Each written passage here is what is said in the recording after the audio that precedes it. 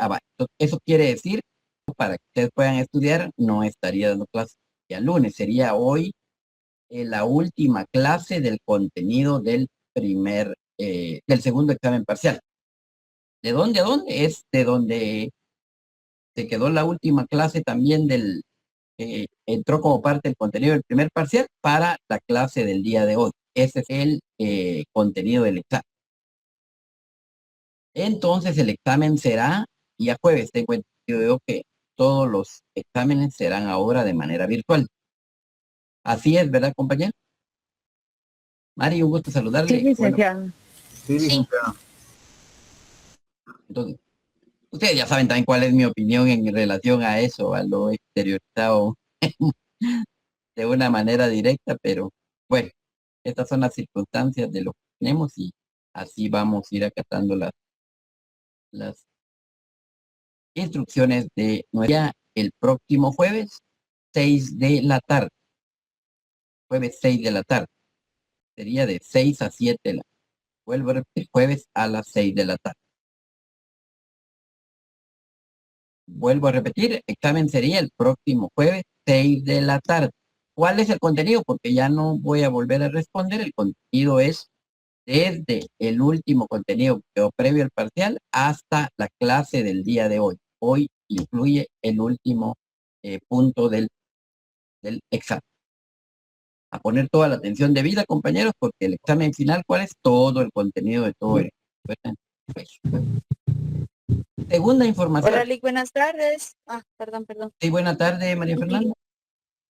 Fíjese, Lick, que le pedí apoyo a una compañera para que nos comparta la presentación cuando usted me indique para iniciar la clase, Está bien. porque voy en camino y está bien fuerte el tráfico. Está muy bien, Mar. Entonces, podemos ya Bueno, presentarla, no hay ningún problema. Le agradezco mucho por su apoyo. Muchas gracias, con cuidado siempre. bueno, Lick, bueno. Entonces, segunda información es, bueno, el tema del...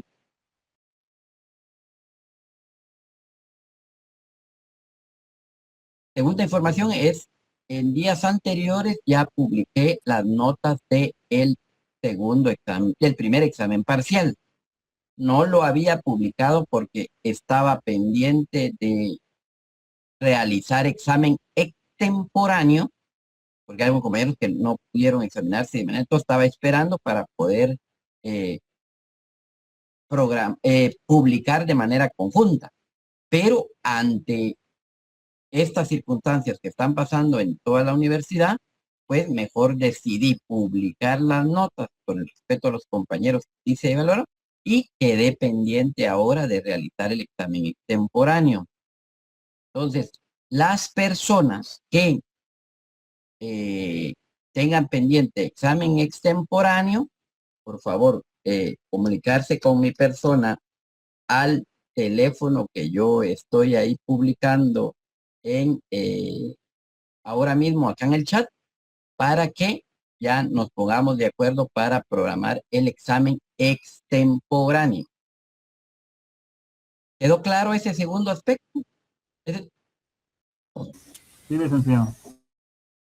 Entonces las personas me programan y puede ser que lo pasemos, va a ser también de manera virtual, puede ser va a ser el día de mañana, sábado. Entonces ya es para ponernos de acuerdo un horario que yo no pueda perjudicar a ninguno, ¿verdad? Porque la idea es apoyar, ¿verdad? Entonces, vuelvo a repetir porque ya no quiero volver a repetir ese tema, examen extemporáneo, las personas que no pudieron examinarse en el periodo normal, examen extemporáneo, me envían un mensaje al teléfono que ya está ahí en el chat de esta reunión y ya lo programamos. Hasta el momento hay 2 personas de examen extemporáneo.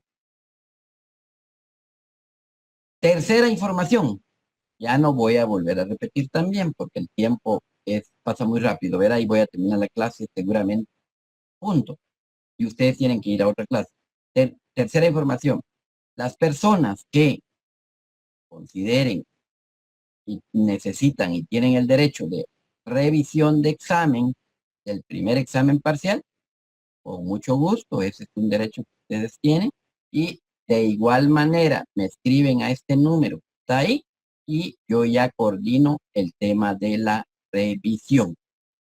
¿Verdad? Esa es la información, compañeros. No sé, yo ya se me pasaron 10 minutos, pero previo a comenzar en la clase y ya así ya no doy ninguna información y nos concentramos en el punto del programa. Y la persona que me va a apoyar, si ya podemos hacer la presentación, se lo agradezco un montón.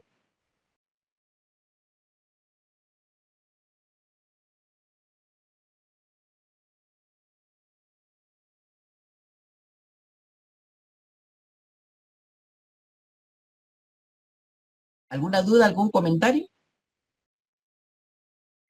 No, licenciado. Creo que no. No, licenciado. Todo bien. No, listo. Entonces ya estamos ahí. El tema, ¿cuál es el punto del programa? ¿Cuándo es la fecha y forma del examen del segundo parcial? Ya informé respecto al examen extemporáneo y ya informé respecto a la revisión de las notas y de los que están inconformes con las notas del primer examen parcial. Esas fueron ya las informaciones. Hoy, bueno, en la última clase de la semana pasada, quería abordamos como último, si levanta la mano Marjorie, previo a comenzar ya directamente con la clase, que ya no voy a dar información. Lick, ahorita voy a compartir ya la presentación, disculpe. Sí, es que por estaba favor, haciendo el otro link para los que no podían ingresar. Gracias.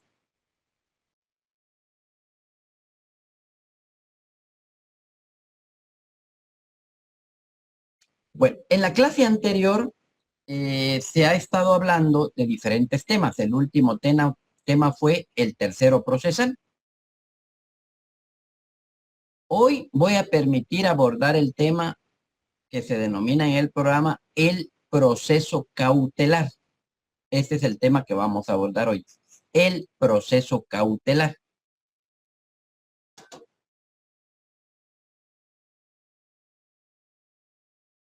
Previo a iniciar, yo haría una pregunta. El día que abordamos el tema el proceso civil, hablamos de la clasificación que en la doctrina hay de los diferentes procesos en el proceso civil. Pregunto, ¿alguien que me pueda dar la clasificación de los procesos? De hecho, es pregunta de examen. ¿Cómo se clasifican procesos en relación a su función? En relación a la función. A mí me gusta mucho en lo que alguien los levanta la mano, me gusta mucho esa clasificación de los procesos en relación. Ahorita le doy la palabra a Víctor. Me encanta esa clasificación de los procesos que se da en la doctrina en relación a la función, porque esa es la misma clasificación que utiliza el Código Procesal Civil y Mercantil cuando desarrolla la normativa de los procesos. O sea, la clasificación que usa el Código Procesal Civil y Mercantil es la misma esa de los procesos por su función. Sí, Víctor, ¿cuál es la clasificación de los procesos acorde a su función? Buena tarde, Víctor Antonio Villatoro. Buenas tardes, licenciado. La clasificación son cautelares, de conocimiento y de ejecución. Exactamente. Así es, Víctor. Por su función, los procesos civiles se clasifican en tres grandes grupos. 1. Procesos cautelares. 2. Procesos de conocimiento. Y 3. Procesos de ejecución. Gracias, Víctor. Así es. Los procesos cautelares, entonces, ¿por qué hacía esta pregunta? Porque hoy estaríamos comenzando a ver el primero de esa clasificación de los procesos, que es el proceso cautelar.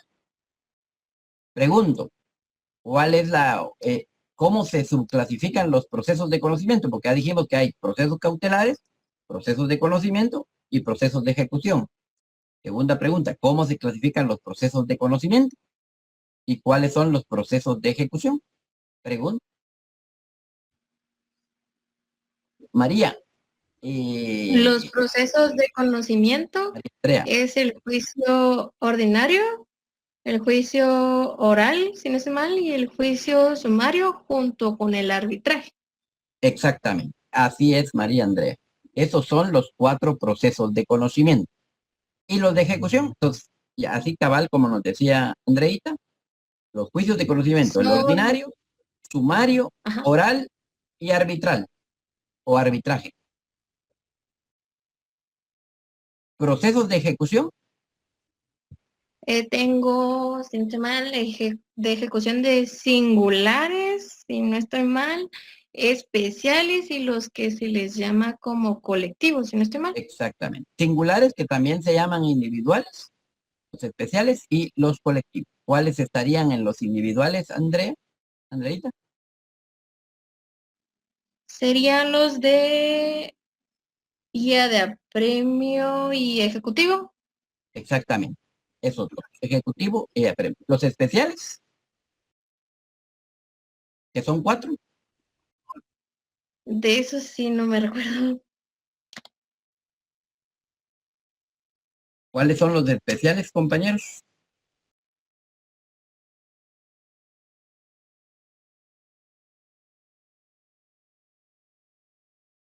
Bueno, esto queda como tarea para que están las ejecuciones de dar, hacer, no hacer, escriturar. Entonces, pero ahora voy a empezar a Una hablar pregunta, entonces el tema. Sí, María Andrea. perdón. Quería preguntar si tiene que ver con lo del arraigo o estoy mal. Si tiene que ver con el arraigo, ¿cuál? ¿El de especial? No, María Andrea, No. está mal. Arraigo A ver. no es un proceso, el arraigo es una medida cautelar que la vamos a ver el día de hoy. Ok. Bueno. Gracias. Pero está muy bien su duda, Andrea. Entonces, hoy comienzo a hablar entonces de uno de esos 3 grandes grupos de los procesos, que es el proceso cautelar. En este semestre procesal civil solo vemos este proceso cautelar y solo vemos el juicio ordinario. Los otros 3 procesos de conocimiento, el sumario, oral y arbitral o arbitraje, esos se ven en el segundo curso, Derecho Procesal Civil 2, y todos los de juicios de ejecución también los veremos en el Derecho Procesal Civil 2. Entonces, ahora comienzo a hablar de el primer tipo de procesos de esa clasificación de los procesos por función, que es el proceso cautelar. En un primer término, es importante entender que cuando hablamos de algo cautelar, significa que es algo que es a prevención, que es para precaver, o sea, para evitar un daño, que es algo que solo es provisorio, que solo es para asegurar algo en el futuro. Eso es lo que tenemos que tener en un primer término claro en cuando hablamos del proceso cautelar. ¿Qué quiere decir? Que el proceso cautelar únicamente es un proceso que busca no resolver un conflicto como todos los demás procesos. No es para resolver un tema de fondo, no.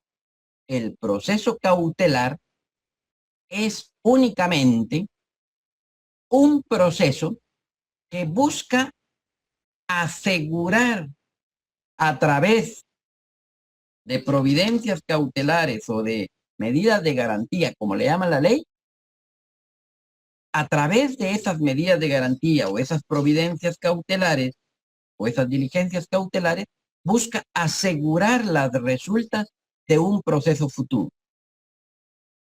Entonces, eso hay que tener claro en un primer momento. Entonces, el proceso cautelar es ese proceso en el cual se busca asegurar las resultas de un proceso futuro. Entonces, como la misma palabra lo dice, solo es algo provisorio, asegurativo, algo cautelar, algo que busca precaver, es algo precautorio. No es para resolver un asunto de fondo como si ya los hacen los demás procesos de conocimiento, como el juicio ordinario, el sumario, el oral o el arbitraje, que esos son los procesos de conocimiento que sí resuelven asuntos de fondo.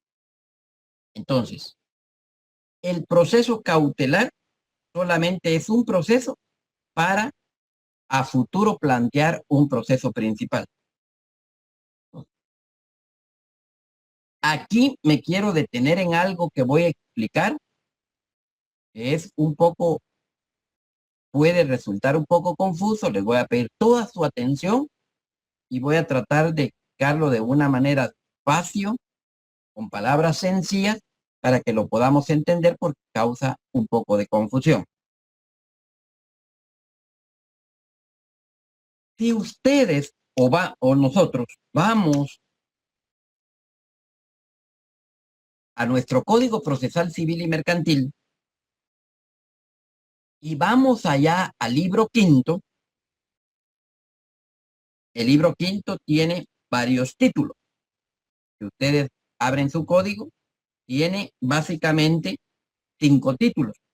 El título 1, providencias cautelares. El título 2, acumulación de procesos. Título 3, intervención de terceros. Y así tiene 5 títulos. Pero el título 1, que inicia a partir de la página 167 del libro quinto, ese título 1 se denomina o se intitula providencias cautelares. En este título 1 del libro quinto, que se llama Providencias Cautelares, el Código Procesal Civil y Mercantil regula eso que se llaman providencias cautelares. Esas providencias cautelares, si ustedes lo ven, el título 1 se divide en capítulos. Y ese capítulo y ese título 1, que se llama providencias cautelares, tiene 2 capítulos. Tiene el capítulo 1 que se llama seguridad de las personas y el capítulo 2 que se denomina medidas de garantía. Uno está a partir del artículo 516 y el capítulo 2 a partir del artículo 523. Y esto es lo que quiero explicar de una manera despacio para que me entiendan y me haga entender y ustedes puedan comprenderlo de una mejor manera. Hoy estamos hablando de lo que se denomina el proceso cautelar. Que esto, como ya lo expliqué, es un proceso que únicamente sirve para en el futuro voy a plantear un proceso principal, ya sea un proceso de un juicio de conocimiento ordinario, ya sea un oral, un sumario o incluso un arbitraje. Entonces, ese es el proceso cautelar, que ahora lo voy a explicar. Pero también, y viene lo que es confusión hay veces para las personas, estas providencias cautelares, que son seguridad de personas y medidas de garantía, también son las providencias o las medidas de garantía son las mismas que yo también puedo solicitar, no como un proceso cautelar e independiente, sino que también las puedo solicitar en mi demanda en el momento en el que ya presente un proceso principal, ya sea este proceso ordinario, sumario, oral o arbitraje. También son estas mismas medidas de garantía las que señala el artículo 523 y las que señala a partir del artículo 523, esas también las puedo solicitar en mi demanda ya cuando vaya a presentar un proceso de conocimiento. Entonces, ese es un primer punto que yo deseo hoy que nos pueda quedar claro. Vuelvo a repetir, hoy voy a explicar el proceso cautelar. ¿Esto qué quiere decir? Como un proceso va a ser, voy a presentar una demanda con el único fin de que un juez me otorgue medidas de garantía, o también se llaman providencias cautelares, porque yo en el futuro voy a presentar un proceso principal. Entonces, voy a poner un ejemplo. Yo voy a presentar un juicio sumario de desocupación o de desahucio. Por ejemplo, y cobro de rentas atrasadas porque me deben una cantidad de dinero. Pero yo no puedo presentar directamente en este momento mi demanda del sumario de una vez, no puedo presentarlo. O voy a presentar también, por poner un ejemplo, un juicio en familia de fijación de pensión alimenticia, por poner un ejemplo. Pero yo por algún motivo no puedo presentar de una vez mi demanda de ese juicio oral de fijación de pensión alimenticia o el juicio sumario de ocupación de desahucio. No lo puedo presentar de una vez, porque por poner un ejemplo, me hace falta un documento que es importante de medio de prueba. O tengo algún medio de prueba que aún no lo tengo en mi poder, porque por ejemplo es un documento que está en el extranjero, no lo he obtenido y me lo traen hasta dentro de 10 días. Entonces no puedo presentar de una vez esa mi demanda. Pero tengo el temor que la persona a la que voy a demandar, tengo el conocimiento de que él, por ejemplo, tiene un bien que me puede asegurar la resulta del proceso, pero él lo quiere vender. O tengo el temor, como decía María Andrea, que esa persona vaya a salir del país. Entonces yo necesito que un juez, voy a usar esta palabra, bloquee la salida de la persona del país, porque yo lo voy a demandar. O que tengo el temor de que esa persona vaya a retirar sus fondos de una cuenta que tiene en el banco. Y entonces, ¿qué hacer? Porque la lógica, cualquiera puede decir, entonces mejor, ¿por qué no presenta una vez la demanda y solicita dentro de esa demanda que va a presentar de una vez esas medidas de garantía?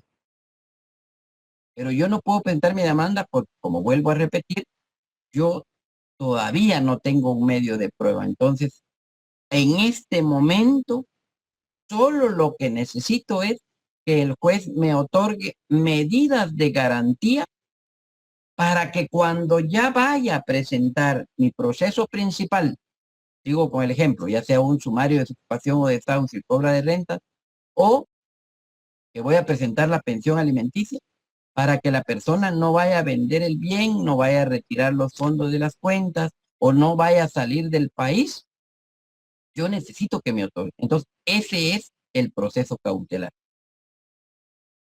Pero vuelvo a repetir, estas medidas de garantía también son las que se pueden solicitar también en la demanda directamente cuando ya presente el proceso.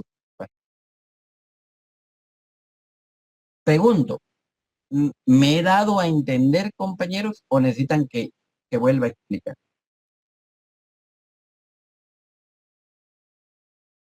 Víctor dejó levantada su mano, no sé si dejó levantada su mano o tiene preguntas, Víctor Antonio Villatoro. No, licenciado, dejé levantar. Denise, buenas tardes, gusto saludarle.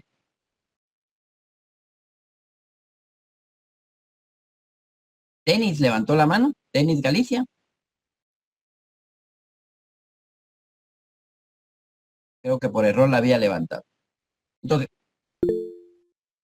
no sé si logré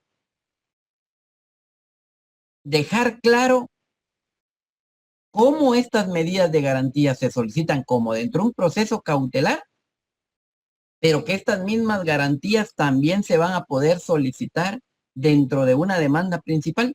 Eso es la duda que tengo que sí es muy importante que nos quede claro de una vez. Sí está claro, licenciado. Gracias, Belén. Muy amable. Entonces, Eric, un gusto saludarle. Buenas tardes, licenciado. Gusto de saludarle también. Perdón, mi pregunta, me da duda. Si se hace o se piden las medidas cautelares previo a presentar ya la demanda, y como usted dice, o sea, se pueden pedir en la demanda o en la medida cautelar, pero ¿es necesario pedirlas de nuevo o solo basta con la primera vez que se pida para que ya no se pueda pedir de nuevo dentro de la demanda? Buena pregunta, Eric. Excelente pregunta. Sí. El proceso cautelar que vamos a ver ahorita es para que el juez solo me otorgue medidas. No, no estoy pidiendo nada más, solo para que me otorgue medidas, porque voy a presentar dentro de los próximos 15 días mi demanda principal. Pero ojo, y ahí respondo a su pregunta. Cuando ya vaya a presentar mi demanda principal, que ya va a ser la solicitud de fijación de pensión alimenticia de una persona, por ejemplo, o el juicio sumario de desahucio que estoy poniendo de ejemplo, ahí también las debo de pedir nuevamente porque las que solicité en el proceso cautelar, esas solo son de manera temporal en lo que presento mi demanda principal. Así es, Eric. No sé si aclaré la duda. Ahí me quedó muy claro. Gracias, licenciado, le agradezco. Gracias. Entonces, dicho esto, Mari, un gusto saludarle. Buena tarde. Hola, Ali. Buenas tardes. Me quedó una pequeña duda. Usted dijo de que 15 días antes aproximadamente uno presentaba la medida esta, pero ¿hay un lapso exacto o hay como, por ejemplo, usted o nosotros ponemos el proceso cautelar, lo ponemos y hay cierto tiempo? ¿Perdón? Plantea el proceso cautelar. Ajá, si nosotros lo planteamos, hay 8 días, 15 días, un mes para poderlo presentar, o sea, que se vence, algo por el estilo, no sé si me voy a entender. Sí, eso es lo que vamos a ver ahorita, Mari, que eso solo es temporal y hay un plazo para presentar la demanda principal. Exacto. Pero gracias, Lick, muy amable. Para que eso es lo que voy a hablar ahorita. Ahorita solo quería dejar claro ese tema porque es importante. Hoy voy a hablar del proceso cautelar. ¿Qué es el proceso cautelar? Es solicitarle al juez, en palabras sencillas y resumido es, solicitarle al juez medidas de garantía, ¿cuáles? Las que voy a explicar en un momento. Solicitarle medidas de garantía para que el juez me las otorgue porque yo voy a presentar a futuro un proceso principal. Ese es el proceso cautelar. Pero quería dejar claro también de una vez, ese no es el punto de este programa, pero de una vez lo dejo claro, estas mismas medidas de garantía que yo solicito en un proceso cautelar, también son las mismas medidas de garantía, las mismísimas, que yo también puedo presentar en una demanda principal en un proceso de conocimiento o de ejecución para que el juez me las otorgue allá también. Y allá sí son permanentes durante todo el proceso que se vaya a llevar. Eso quería dejar claro ahora. Como ustedes me dijeron que ya quedó claro, entonces ahora voy a continuar con el punto del programa del día de hoy, que es el proceso cautelar.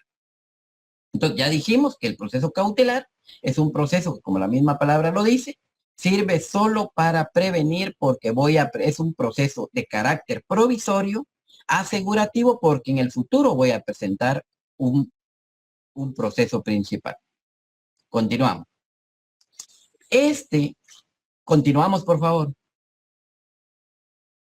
La persona que me está ayudando, se lo agradecería un montón si cambia. Gracias. El proceso cautelar tienen varias denominaciones. Las medidas de garantía o providencias cautelares tienen varias denominaciones. La ley también le llama diligencias cautelares, providencias precautorias, providencias cautelares, que de hecho así se llama el título del libro 5, donde regula esa parte de las alternativas comunes a todos los procesos. También se le denomina medidas de garantía, que esas son las específicas a partir del artículo 523 del Código Procesal Civil y Mercantil. Y también se les denomina también en la doctrina procesos de aseguramiento. Esas son las denominaciones que se le puede dar. Diligencias cautelares, providencias precautorias, providencias cautelares, medidas de garantía y procesos de aseguramiento. Esas son las denominaciones que se pueden dar a estas medidas que la ley prevé, como ya lo indiqué, a partir del artículo 516 del Código Procesal Civil y Mercantil.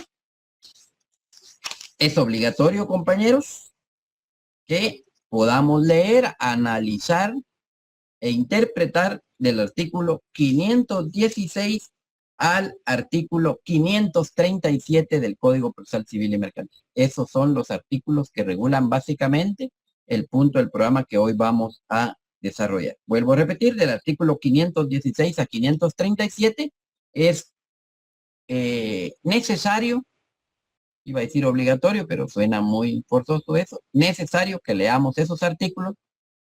Son puntos del programa porque son la normativa que regula el punto del día de hoy, 516 al 537. Continuamos. Este proceso cautelar tiene, si pasamos la dinámica, a la persona que me está apoyando le voy a agradecer un montón si me... Este proceso cautelar tiene un fin principal, que es asegurar las resultas de un proceso futuro.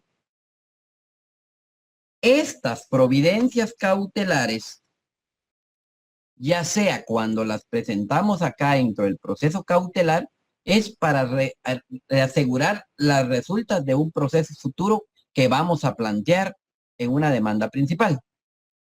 Ahora, si estas las presentamos dentro de la demanda de un proceso principal, que yo ya he explicado hace un momento, que son las mismas que podemos presentar, es también para que cuando el juez tenga que dictar sentencia, ya a través de estas medidas de garantía o providencias cautelares, podamos asegurar esas resultas de ese derecho que esperamos que el juez no lo asegure a través de una sentencia.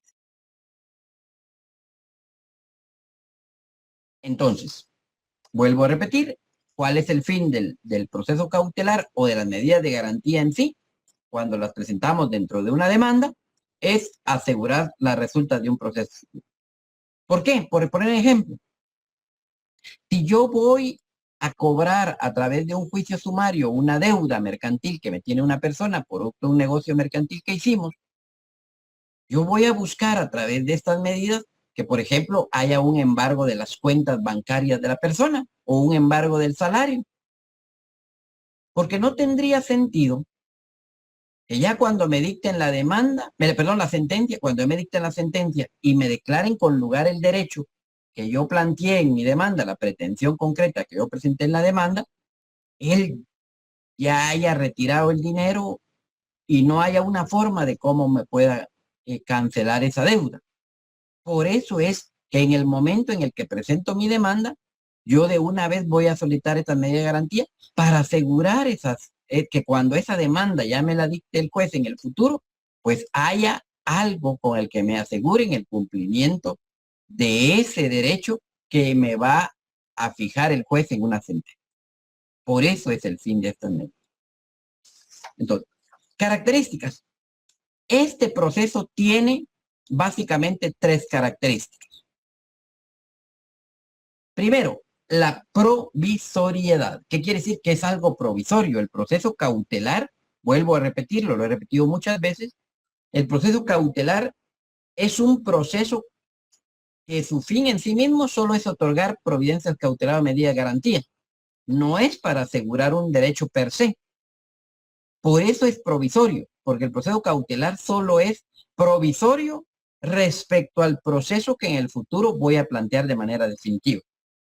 Para eso es menester la lectura del artículo 535. Voy a pedir a alguien que me apoye con la lectura de ese artículo.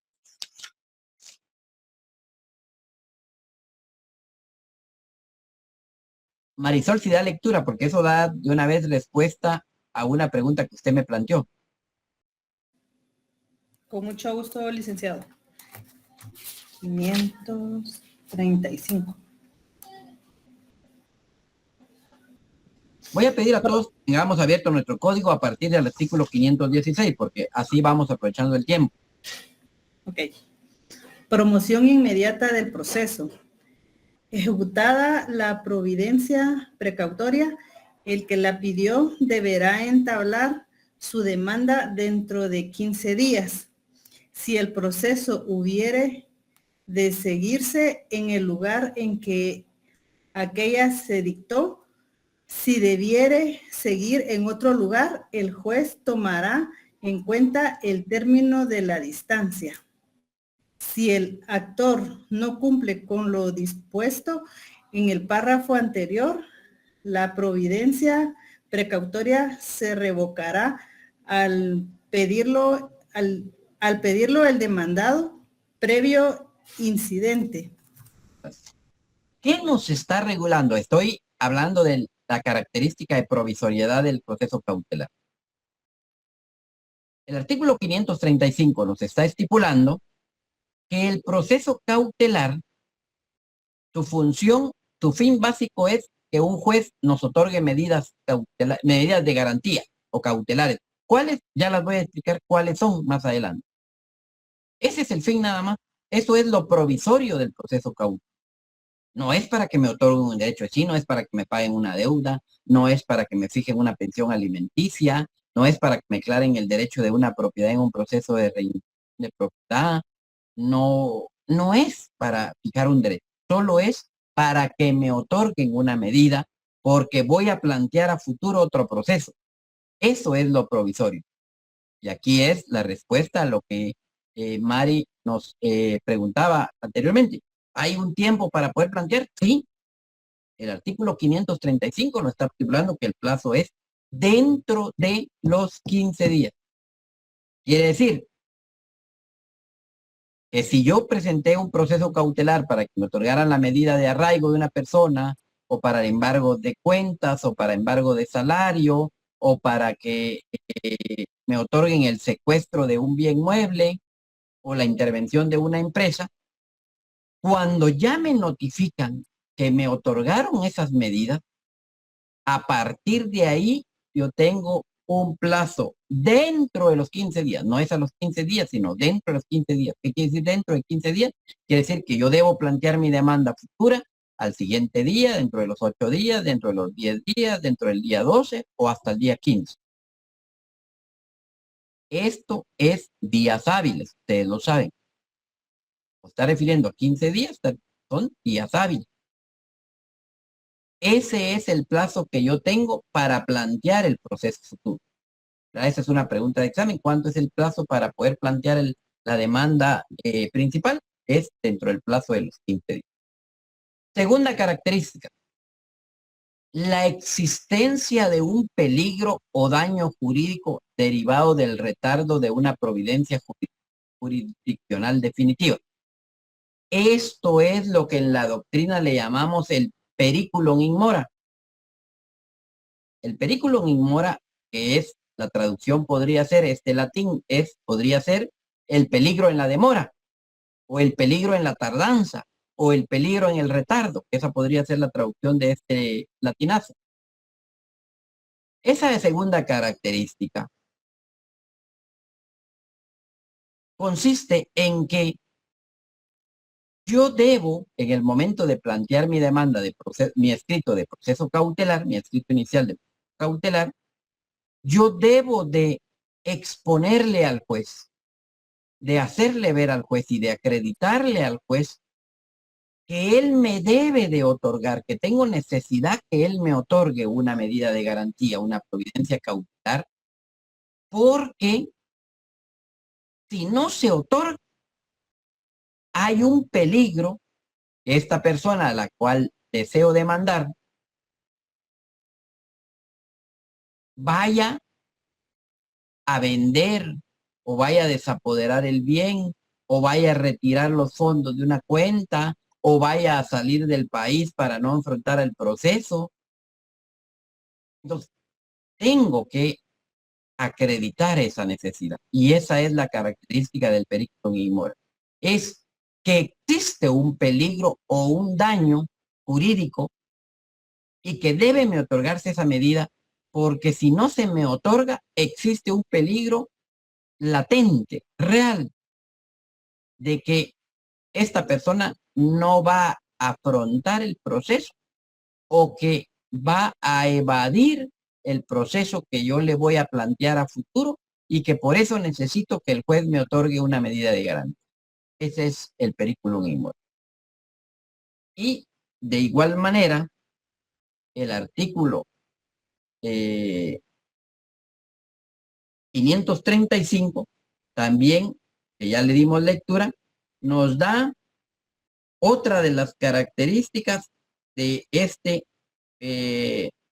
proceso cautelar, que es la subsidiariedad.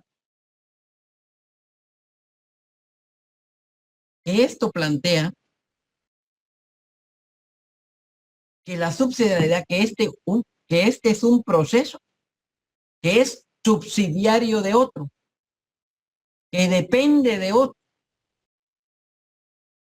que no es un proceso, como ya lo expliqué anteriormente, el proceso cautelar, que contenga una pretensión concreta en un derecho que se me declare. No, aquí no hay un derecho per se que yo aspiro a que el juez me lo declare, sino únicamente es subsidiario porque lo voy a plantear en razón de que a futuro voy a plantear un proceso principal. Eso es lo subsidiario. El provisorio es en razón de un tiempo. Lo voy a presentar ahorita porque voy a presentar a futuro. Y lo subsidiario es que yo presente esto porque a futuro voy a presentar otro subsidiario que es lo principal. Este es subsidiario porque hay algo principal. Y no está per se en la doctrina como característica, pero es bien importante. Este proceso cautelar se otorga inaudita parte. Y para eso voy a pedir la lectura del artículo 534.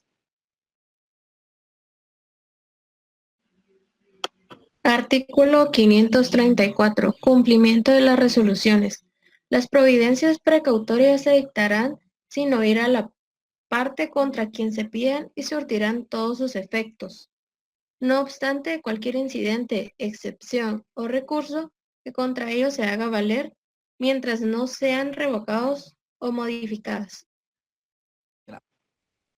Pregunto, ¿alguien que me amplíe o me interprete o me explique ese artículo 534 que María Andrea nos acaba de leer, que se refiere a la inaudita parte?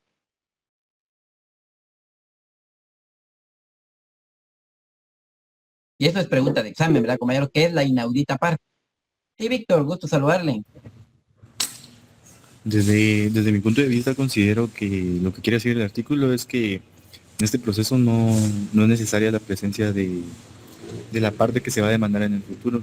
No es necesario escucharla ni que plantee argumentos. Ahí estamos, Víctor. ¿Alguien más? Gracias, Víctor.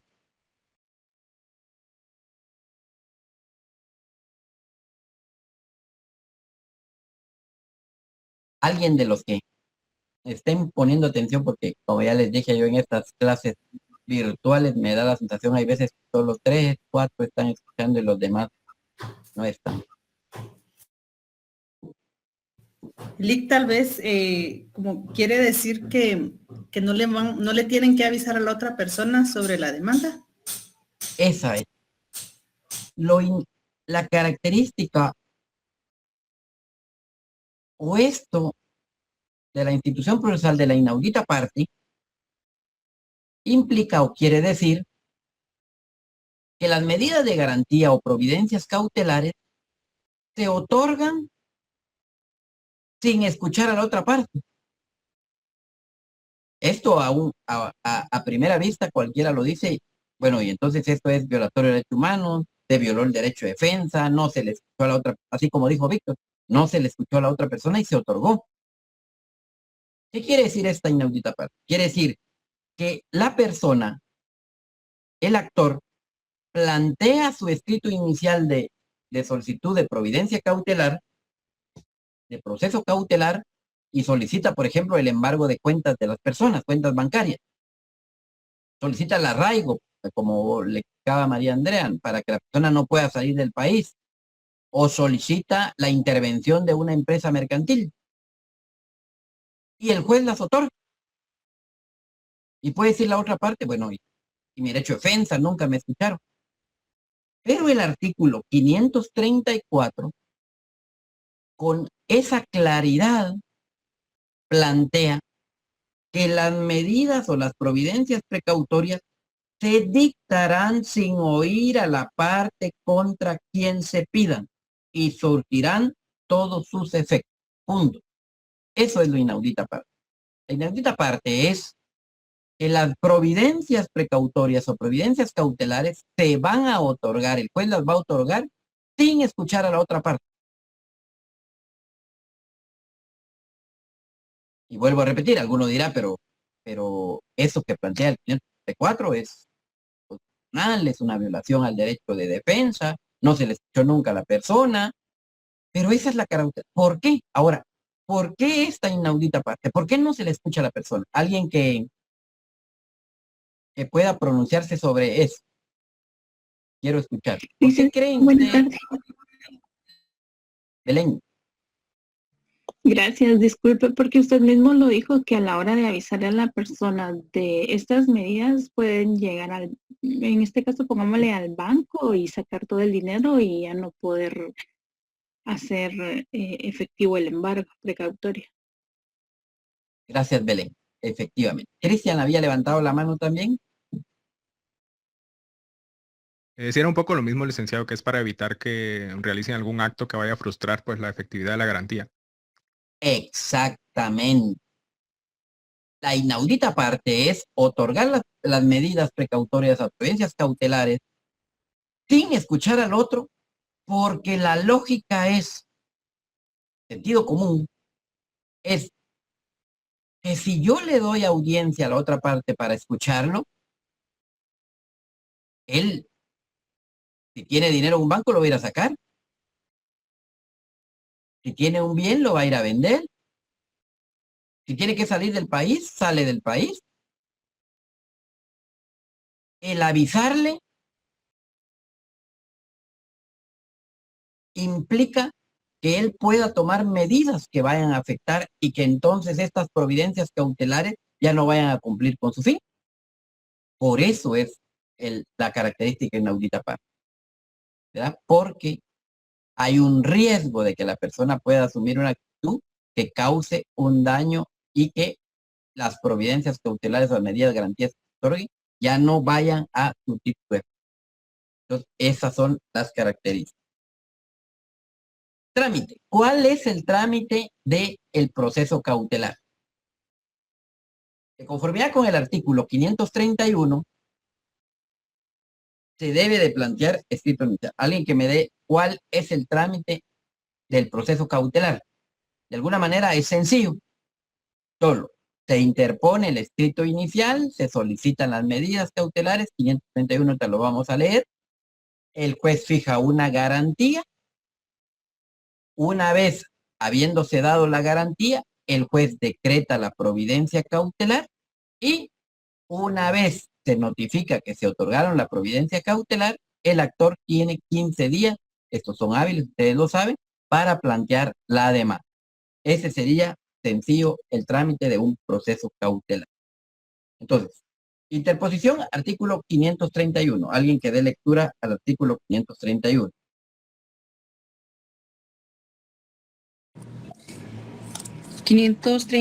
Garantía.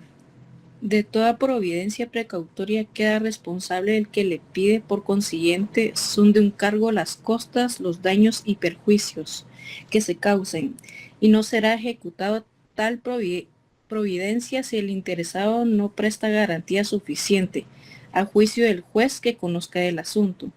Esta bajará del 10% ni excederá del 20% de dicho valor cuando fuere por cantidad indeterminada. El juez fijará el monto de la garantía según la importancia del litigio. Para el efecto de la fijación de la garantía, el que solicite una medida precautoria está obligado: 1. A determinar con claridad y precisión lo que va a exigir del demandado. 2.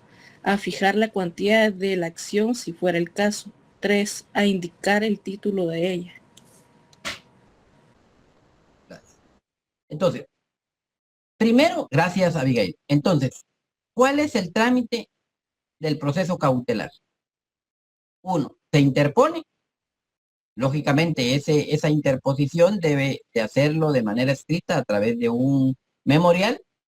Lógicamente, ese memorial debe de cumplir con los requisitos del artículo 61 del Código Procesal Civil y Mercantil. Artículo 61, los requisitos del 73, del 79 y del 106, 107 del Código Procesal Civil y Mercantil. Ese artículo 61 es materia del segundo parcial, lo debemos de saber ya de memoria. Entonces, vuelvo a repetir, debe de plantearse el proceso cautelar a través de un escrito inicial que contenga los requisitos del artículo 61. Vuelvo a repetir, ese artículo 61 ya lo he repetido en reiteradas ocasiones. Ese es un artículo que ya nosotros lo tenemos que tener en la punta de la lengua. Entonces, se interpone el memorial y tal y como estipula el artículo 531, en ese memorial que debe llenar los requisitos del artículo 61, 63, 79, 106, 107 del Código Procesal Civil y Mercantil, ese artículo 531 nos estipula algunas condiciones que debe de plantear el acto. Uno es, dice ahí el artículo 531, determinar con claridad y precisión lo que se va a exigir el demandado. Debo de exponerle al juez en qué va a consistir la demanda que voy a presentar en el futuro. ¿Qué es lo que voy a requerirle al futuro? Decirle, señor juez, mire, yo voy a plantear a futuro un juicio oral de fijación de pensión alimenticia. Eso es lo que voy a plantear. Por eso necesito yo que usted me otorgue el embargo de las cuentas bancarias. Por eso es que yo necesito el embargo de bienes muebles. O yo voy a plantear un juicio ordinario de reivindicación de la propiedad. Por eso es que yo solicito que usted me fije la medida de anotación de demanda. Porque voy a buscar un proceso en el cual voy a alegar sobre una propiedad. Debo de explicarle con claridad y precisión qué es lo que se va a exigir al demandado. Segundo, a fijar la cuantía de la acción si fuera el caso. ¿Qué quiere decir? Si es un juicio de valor determinado, yo debo plantearle al juez cuánta es la cantidad que va a consistir el reclamo, cuánto es el monto. 3, a indicar el título de ella. Debo de indicarle al juez qué clase de previdencia precautoria es la que voy a solicitar. Ahorita vamos a explicar cuáles son esas que puedo solicitar. Ahorita las vamos a explicar. Yo debo de decirle al juez por qué es, en qué consiste la medida cautelar que estoy solicitando, la medida de garantía, y explicarle por qué necesito que me otorgue. Y también en eso debo de explicarle al juez la garantía o cómo voy a garantizar esa medida cautelar o medida de garantía que yo estoy solicitando. Porque ahí el artículo 531 nos está diciendo que una vez lo solicitemos, y ese es el paso número 2 de lo que está ahí en la pantalla, el juez debe fijar una garantía. En los procesos hay asuntos de valor determinado y asuntos de valor indeterminado. Un asunto de valor determinado es, por ejemplo, si yo voy a solicitar el cobro de una deuda que me tenga, producto de un mutuo, o sea, un préstamo. Ahí puede ser que sí haya una cantidad determinada de 500,000 quetzales, de 1,000,000 de quetzales. Pero pueden haber asuntos de valor indeterminado. Como por ejemplo, si yo voy a solicitar un juicio de familia, un divorcio. Esos son asuntos de valor indeterminado. O voy a solicitar un juicio ordinario de reivindicación de la propiedad. Esos son asuntos de valor indeterminado. Entonces, el mismo artículo 531 está regulando que si el asunto a plantear es de valor indeterminado, el juez debe de plantear la garantía de una cantidad que no bajará del 10% ni va a exceder del 20%, o sea, del 10, 11, 15, 18, 19, 20%. En eso debe rondar la cantidad que el juez va a fijar como garantía. Ahora, si el asunto es de valor indeterminado, será el juez el que va a fijar el monto. Entonces, una vez presento yo mi demanda, planteo mi demanda de proceso cautelar, mi escrito inicial, el juez me fija una garantía, yo debo de acreditar esa garantía, y hay que hacer un depósito, debo hacer un depósito en la tesorería del organismo judicial, y ya a raíz de haber fijado la garantía, el juez, paso número 3, el juez va a decretar la providencia cautelar. ¿Qué quiere decir?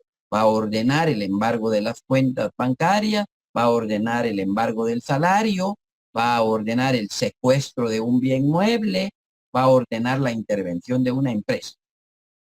Y una vez me notifiquen ese decreto en el cual se decretó la providencia cautelar, tengo a partir de eso como actor 15 días hábiles para poder plantear la demanda principal.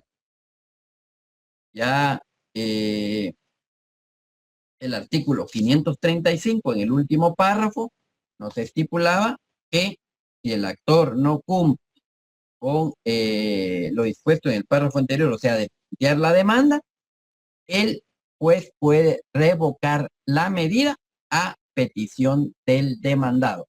Esto se hace en la vía incidental. Eso es lo que estipula el último párrafo del artículo 535. ¿Dudas, comentarios, compañeros, sobre este trámite?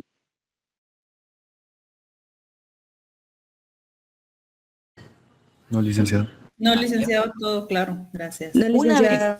Gracias. Una vez ya se haya otorgado la medida, la ley fija otro aspecto importante que es la contragarantía. ¿Qué es la contragarantía? El artículo 533, que voy a pedir que lo lean, estipula que el demandado puede constituir garantía suficiente, porque el actor debe de otorgar una garantía para que el juez le decrete una medida de garantía. El actor, una garantía. Pero a la inversa, cuando ya otorgaron una medida cautelar o una providencia cautelar, el demandado puede constituir una garantía. ¿Para qué? Para que se levante la medida. Y eso es la contragarantía.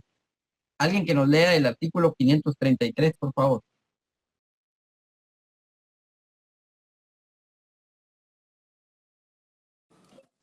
Con gusto, Lick. Artículo 533, contragarantía.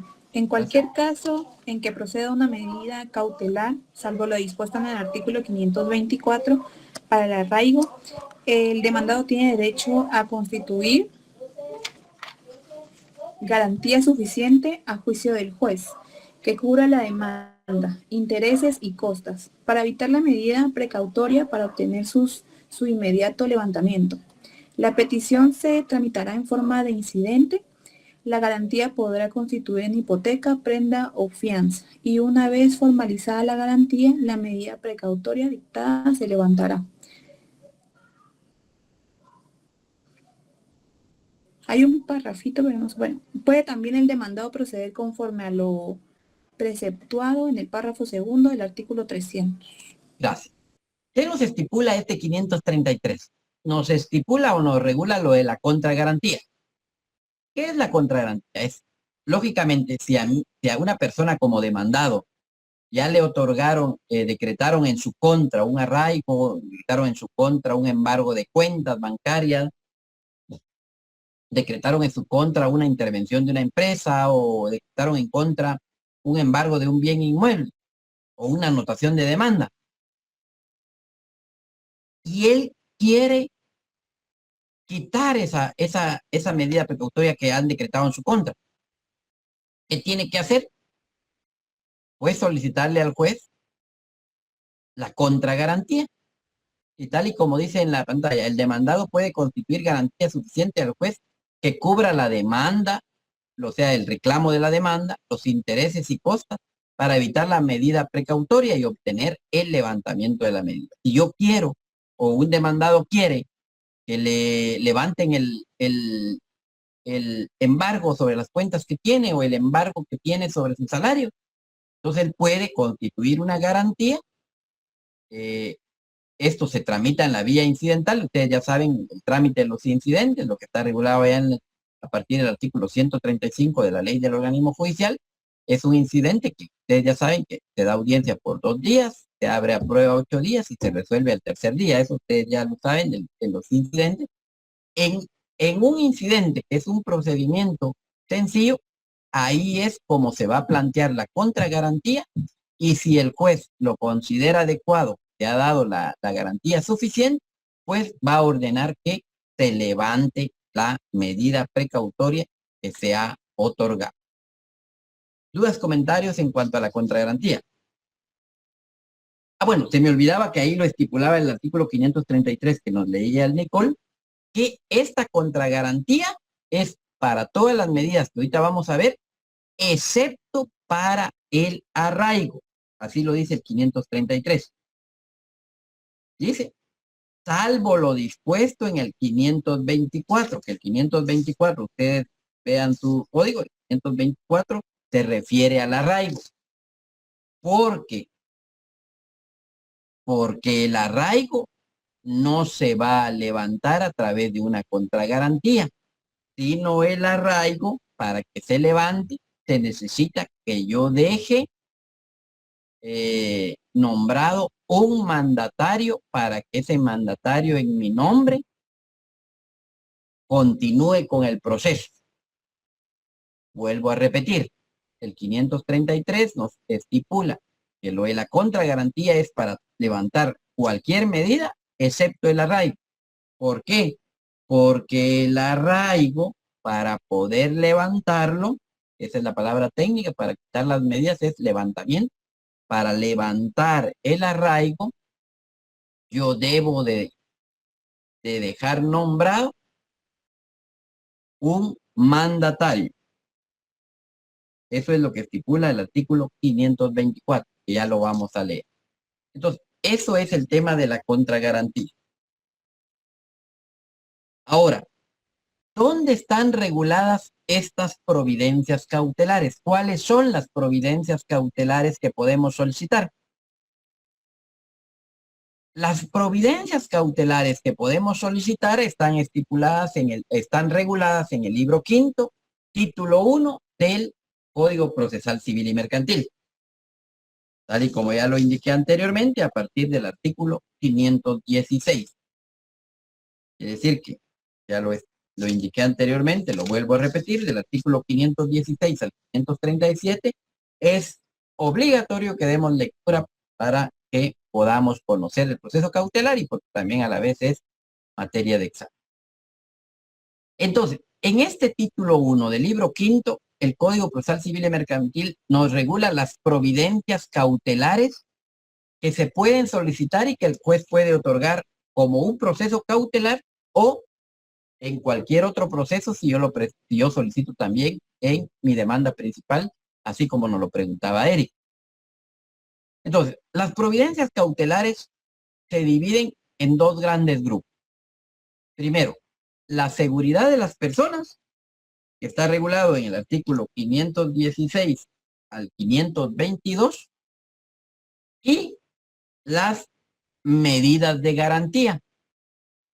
Las medidas de garantía están reguladas del artículo 523 al 530 del Código Procesal Civil y Mercantil. Entonces, vuelvo a repetir, ¿cuáles son las providencias cautelares que se pueden solicitar y que el juez puede otorgar? Se dividen en 2 grandes grupos. La de seguridad de las personas está regulado del 516 al 522 y las medidas de garantía que están reguladas del 523 al 530 del Código Procesal Civil y Mercantil. Entonces, comienzo a hablar de las primeras, seguridad de las personas. La seguridad de las personas está regulado del artículo 516 al 522, pero no lo vamos a leer por razón de tiempo. Pero ustedes sí tienen la obligación de leer.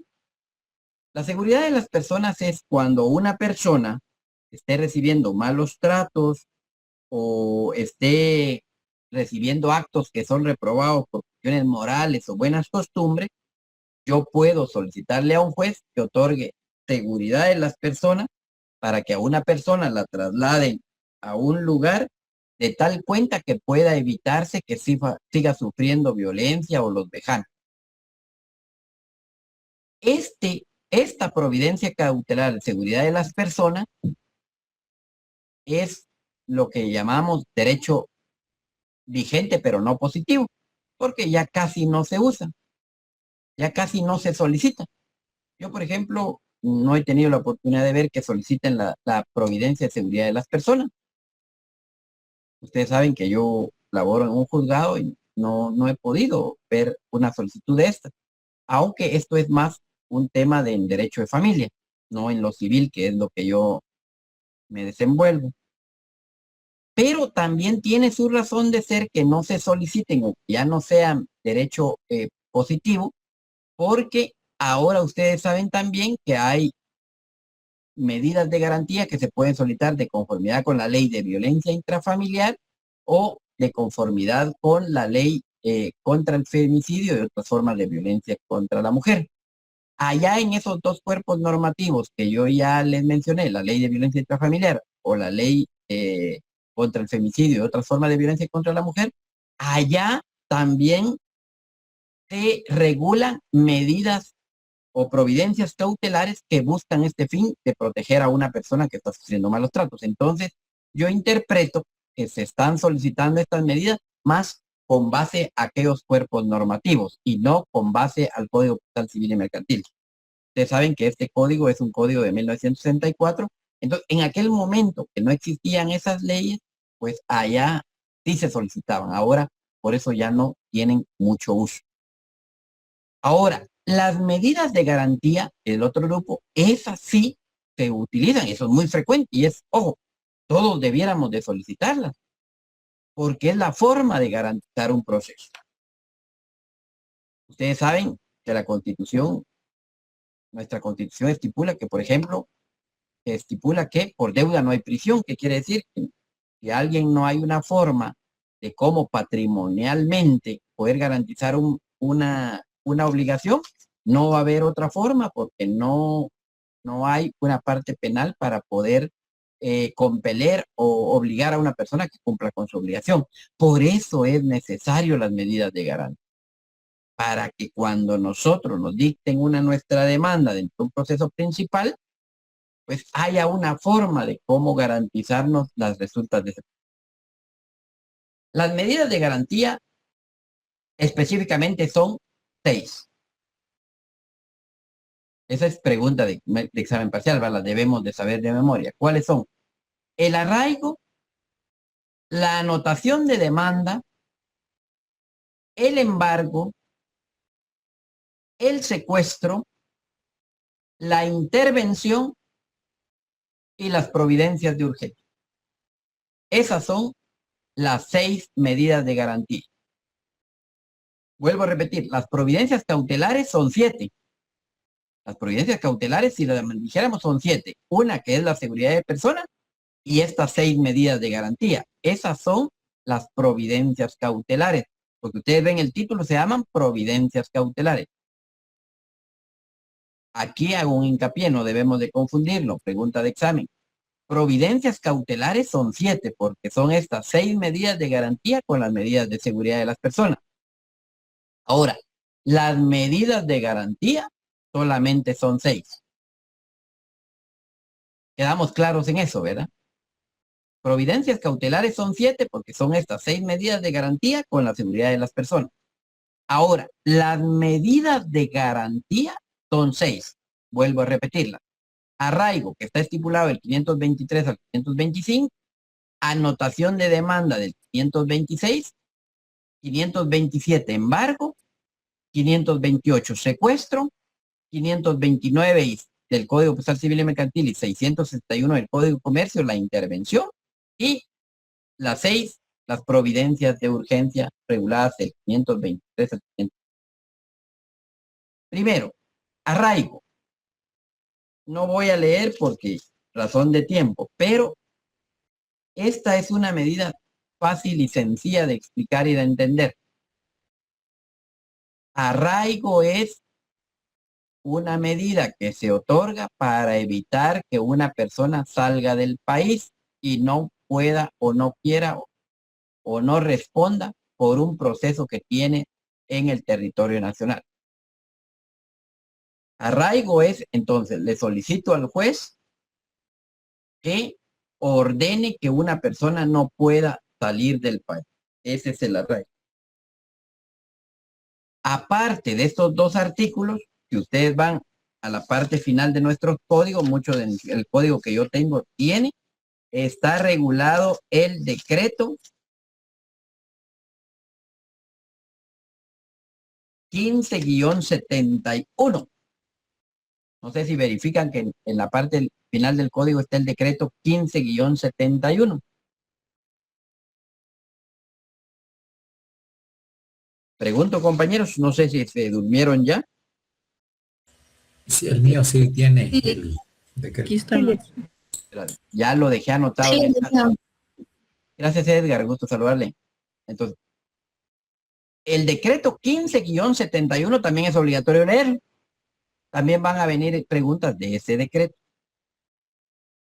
El decreto 15-71 regula de manera específica también la medida de garantía de arraigo. La medida de garantía de arraigo no está regulada solo en el 523, 524 y 525, sino también en el decreto 15-71, que lo anoté ahí en el chat, que ustedes van a leer. Y entonces el decreto 15-71 nos expresa cuáles son los datos que yo le debo de proporcionar al juez para que él pueda otorgar el arraigo. La edad, fecha de nacimiento, el estado civil, nacionalidad, número de DPI, etcétera. Se va a otorgar por un año y al finalizar el año de manera automática se va a levantar esa medida. Entonces es importante la lectura del 15-71. Segunda medida de garantía, anotación de demanda. Aquí se voy a pedir a alguien que nos pueda leer el artículo 526, por favor. Así de manera rápida, porque el tiempo es enemigo. Anotación de la demanda. Cuando se discuta la declaración, constitución, modificación o extinción de algún derecho real sobre inmueble, podrá el actor pedir la anotación de la demanda de acuerdo con lo dispuesto en el Código Civil. Igualmente podrá pedirse la anotación de la demanda sobre bienes muebles cuando existan organizados los registros respectivos. Efectuada la anotación no perjudicará al solicitante cualquier enajenación o agramen que el demandado hicieren sobre los mencionados bienes. ¿Qué es la anotación de demanda? Para que lo quede claro. Muchas personas, muchos abogados no entienden el tema de la anotación de demanda y lo solicitan de manera errónea. Esta medida solo se otorga, tal y como le estipula el 526, cuando se discuta la declaración, constitución, modificación o extinción de algún derecho real sobre inmueble. Punto. ¿Qué quiere decir eso? Quiere decir que yo solo debo de solicitar la anotación de demanda si el proceso que estoy planteando o que voy a plantear se va a discutir la declaración, constitución, modificación o extinción de algún derecho real. Solo. Es tonto solicitar la anotación de demanda si yo voy a plantear un juicio de pensión alimenticia, si yo voy a plantear un juicio ordinario de divorcio, si yo voy a solicitar si yo voy a plantear una demanda de desocupación o desahucio, ahí no estoy solicitando declaración, constitución, modificación o extinción de un bien inmueble.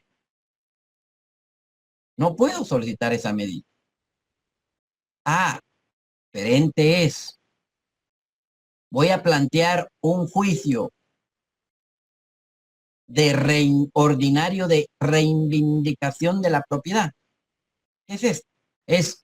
Yo voy a plantear un proceso, una demanda, porque yo estoy alegando que el señor Luis Vázquez, él se está ahora arrogando la propiedad de un bien inmueble porque él, a través de una escritura que yo planteo que es falsa, él ahora es el dueño de mi propiedad. Entonces voy a plantear un juicio de reivindicación para expresarle a un juez, decirle, señor juez, ese bien inmueble de don Luis Vázquez, él lo obtuvo a través de una forma anómala porque falsificaron mi firma.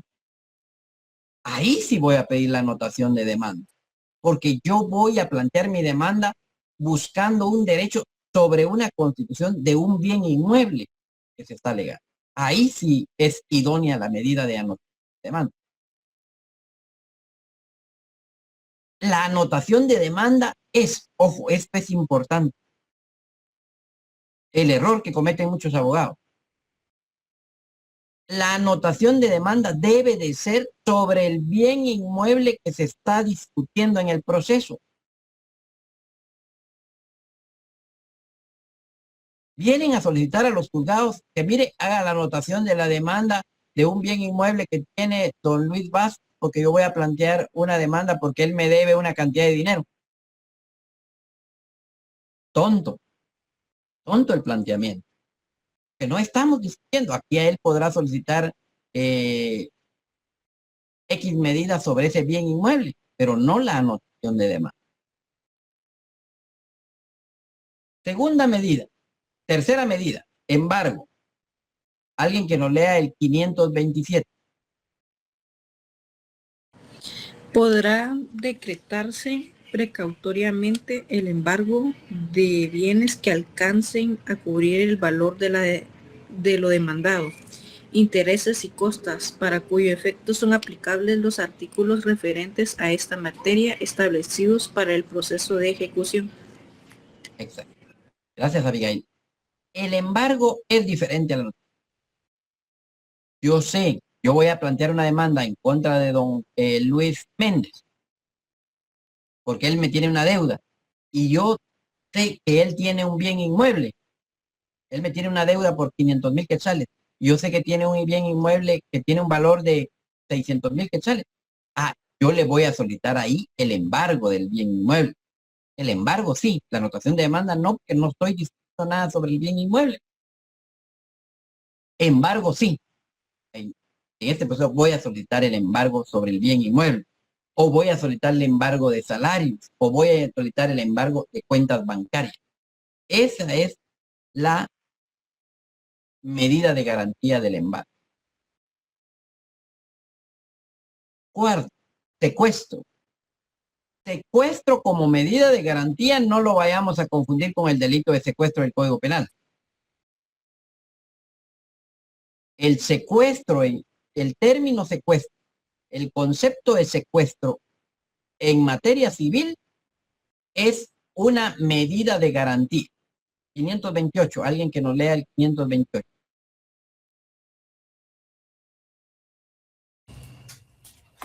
Artículo 528. Secuestro.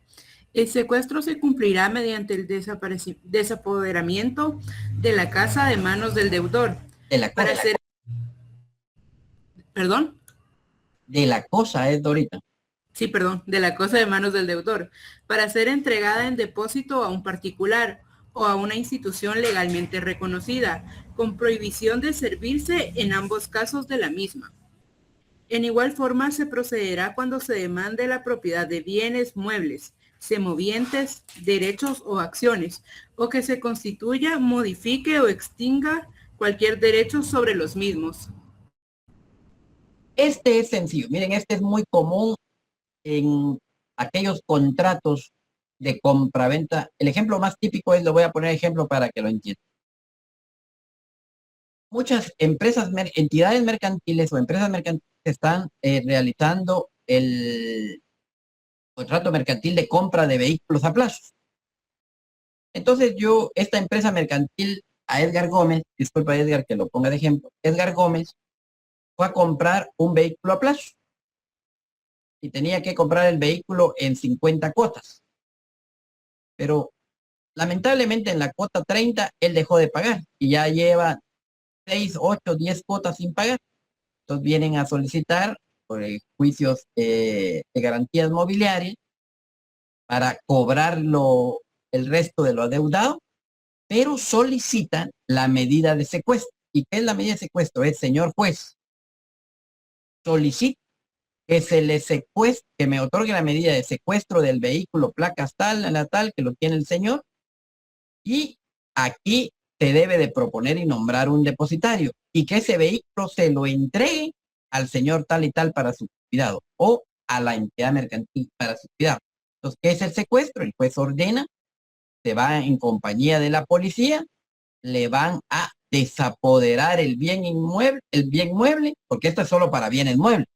Ya no un bien inmueble no se puede secuestrar. El secuestro es solo para bienes muebles. Entonces, van, se lo quitan y se lo entregan a la persona que ha sido nombrado depositario. Esa es la figura del secuestro. Intervención. Número 5. Alguien que nos lea el artículo 529.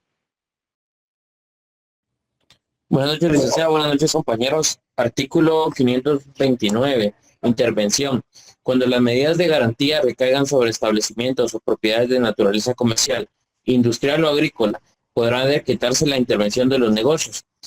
Podrá decretarse asimismo la intervención en los casos de condominio o sociedad, a los efectos de evitar que los frutos puedan ser aprovechados indebidamente por un condueño en perjuicio de los demás. El auto que disponga la intervención fijará las facultades del interventor, las que limitarán a lo estrictamente indispensable para asegurar el derecho del acreedor o del condueño, permitiendo en todo lo posible la continuidad de la explotación.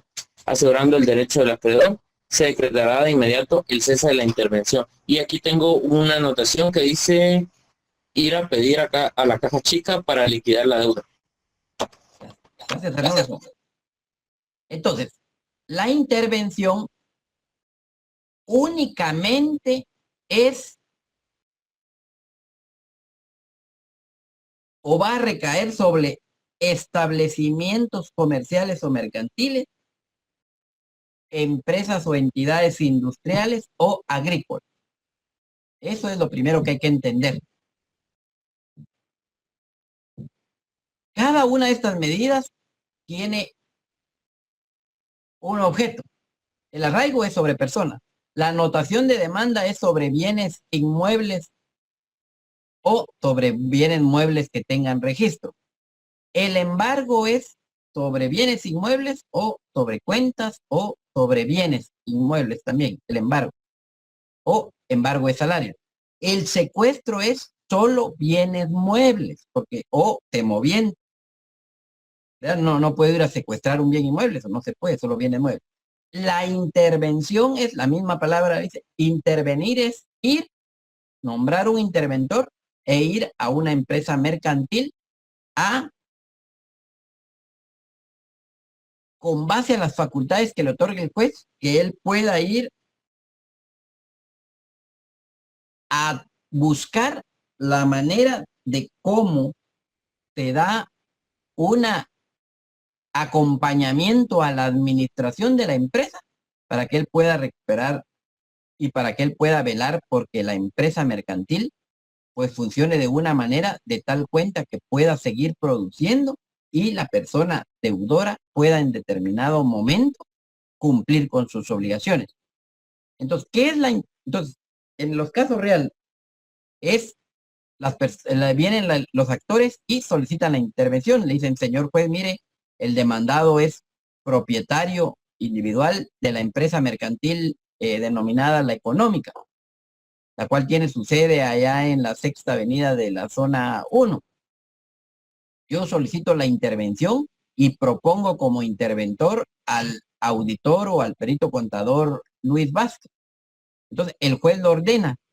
¿Qué hace la persona que ha sido nombrada como interventora? Va a la empresa en acompañamiento con un miembro del juzgado, se le da posesión como interventor y él ya da acompañamiento a la administración de la empresa. Eso es la figura de la intervención. Lick, perdone, yo no entendí. ¿Sí está bien, Abigail? La intervención es, yo le voy a solicitar al juez, señor juez, mire, la persona individual, don Luis Vázquez, él es dueño de una empresa mercantil. Hablemos de una tienda o una empresa mercantil X. Yo solicito que usted autorice la intervención de esa empresa mercantil y yo propongo como interventor, porque aquí siempre hay que poner un interventor, al señor Fernando Barrios. Entonces, ¿qué hace el juez? Autoriza o decreta la intervención de esa empresa propiedad de don Luis Vázquez, nombra a don Fernando Barrios de interventor, le disiernen el cargo, lo nombran al señor, ya va don Fernando Barrios acompañado de un miembro del juzgado y llegan a la empresa y ya don Fernando, con base a la orden del juez, él apoya en la administración de la empresa para que la persona pueda cumplir con sus obligaciones con base a las ganancias que está teniendo de la empresa. Esa es la figura de la intervención. No sé si ahora me di a entender, Abigail. Sí, muchas gracias. Y de último tenemos las providencias de urgencia. Las providencias de urgencia son las estipuladas en el artículo 530. Pueden haber situaciones que yo necesito que el juez decrete medida de garantía, pero que sean situaciones que no puedo garantizarlas ni con el arraigo, ni con la anotación de demanda, ni con el embargo, ni con el secuestro, ni con la intervención. Y entonces yo tengo que inventarme una providencia de urgencia. Si ustedes se dan cuenta, el arraigo, la anotación de demanda, el embargo, el secuestro de intervención son medidas de garantía nominadas. ¿Qué quiere decir? La ley ya las nomina. Pero las providencias de urgencia son innominadas. Yo tengo que inventar la medida para poder garantizar. Por eso el 530 dice, fuera de los casos regulados en los artículos anteriores. ¿Qué quiere decir? Si yo necesito una medida que garantice mi derecho, pero que no lo puedo hacer efectivo ni por el arraigo, ni la actuación de demanda, ni el embargo, ni el secuestro de intervención, entonces yo voy a proponer una providencia de urgencia. Y voy a poner un ejemplo. El mejor ejemplo es uno que plantea nuestro maestro Mario Gordillo. Él, cuando uno escucha sus cursos o los libros, él plantea como providencia de urgencia esta que voy a poner como ejemplo. Es un ejemplo, por supuesto. Resulta que el señor X va un día frente al teatro, el Teatro Nacional, y ve en la cartelera que van a poner en función una obra de teatro. Y el que tiene los derechos de propiedad intelectual sobre esa propiedad intelectual, sobre esa obra de teatro, él dice, puchiga, pero a mí no me han pedido mi autorización para poder proyectar esa obra intelectual. ¿Qué medidas puedo otorgar yo para garantizar? Porque voy a demandar por daños y perjuicios y los derechos de propiedad intelectual, porque van a proyectar Disculpe, mi obra de... disculpe el día que lo interrumpa, solo ya son las 7:05 por el otro curso para ver si... Gracias. Gracias, María Fernanda. Solo concluyo este ejemplo. Entonces, conclusión, ¿qué medida puedo hacer yo para parar que no vayan a hacer esa función de esa obra de teatro? Es una providencia, porque no lo puedo hacer ni arraigo, ni actuación de demanda, ni embargo, ni secuestro, ni intervención. El ejemplo es ese. Voy a solicitarle al juez una providencia de urgencia para que a través de un juez se prohíba que se vaya a proyectar esa obra de teatro. Entonces le voy a decir, señor juez, mire, yo soy el derecho de autor, tengo los derechos de autor de propiedad intelectual sobre esa obra, y ordénele al quien va a proyectar esa obra de teatro que no la proyecte. Ese es un ejemplo de la providencia de urgencia. Son medidas de garantía innominadas que yo tengo que inventar cuál hacer. Con eso concluyo el tiempo, compañeros. ¿Dudas, comentarios? Perdón, Eli, ¿va a compartir la diapositiva? Sí, está bien. Gracias. Si no hay dudas, comentarios, que pasen una feliz noche, que Dios les bendiga, buen provecho. Feliz noche, Lic. Feliz noche.